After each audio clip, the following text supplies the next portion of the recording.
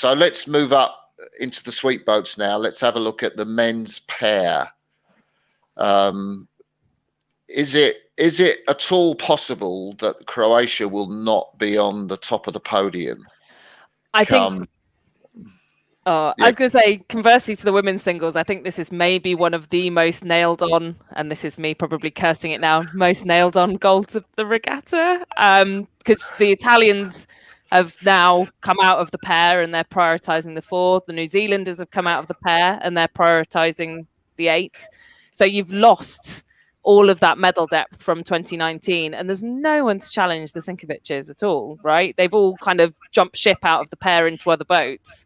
And it's just left the Sinkovics there to take. Like the Aussies, maybe, because they've been staying in that combination. But I think they're going to be the closest challengers.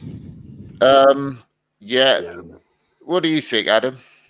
I think the Croatians are strong. There's scullers, and you throw scullers and sweep boats, and they just have to learn how to be a bit more brutal. Which it's easier to get more aggressive in a rowing boat than it is to learn how to relax under pressure. So I think the Croatians definitely have, they've got the history, they have the pedigree, they have the lead on the field. And I think, this is where we'll have to truly watch where the other countries show up in the heats at the Olympics, because we haven't seen the Australians there, haven't seen the Canadians. So I think there could be, who knows, there could be people that show up and do something. But I would say it's in the bag for the Croatians. Obviously, that's the beauty of sport, is that you don't you don't know until it happens, but it's the Croatians to lose. Any chance of the qualifiers, the Dutch and the Danes getting anywhere near a medal? I mean, the Dutch is a strong crew, right? You've got Van Sprang that's kind of been moved around several boats, out of the double into the pair. He's clearly a really handy athlete. And you've paired him up with, is it Guillaume Kromenhoek? That pair with. I mean, there are a couple of really good guys. Like Kromenhoek's done the single. So again, if you're talking about athletes that are used to rowing small boats really well, and they won FOQR fairly convincingly, I want to say. Why not? They're definitely a final contenders for me, the Dutch.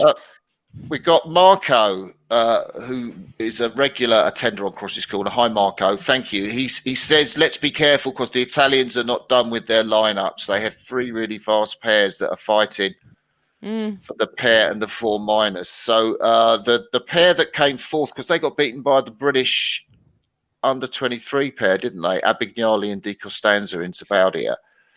Yeah, the bronze medal pair from Rio. Bronze medal pair. So, Serbia won in Lucerne without the Croatians. Nice pair. They were the pair that fell in Rio, weren't they? That have now sort of come right up to winning World Cup regattas, which is obviously medal potential.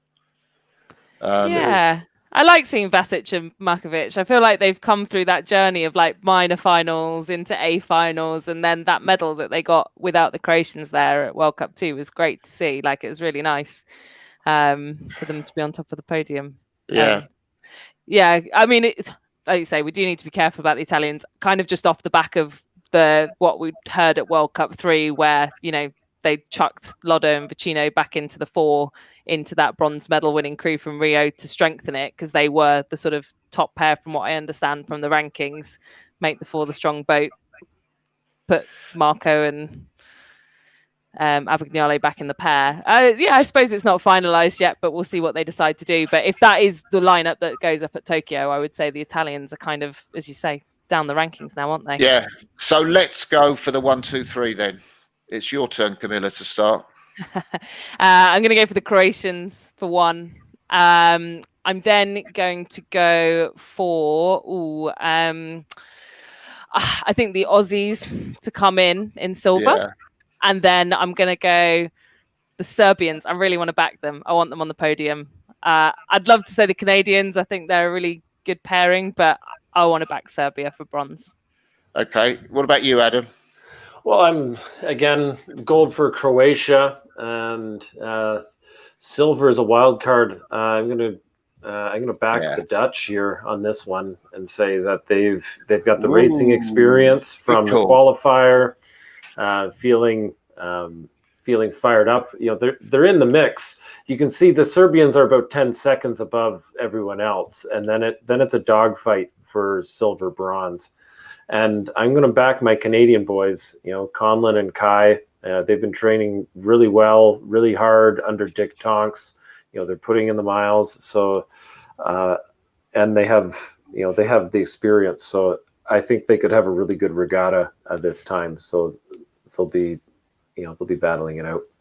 Yeah, I think I'm gonna. It's a real unknown, this, and it's very difficult to call. But I chatted to Conlon earlier on Cross's Corner, and I think they did have a tough 2019 because they were in that race that they had to re-row a race. So I'm basically going to go Croatia, Serbia, and Canada, with the Italians in fourth.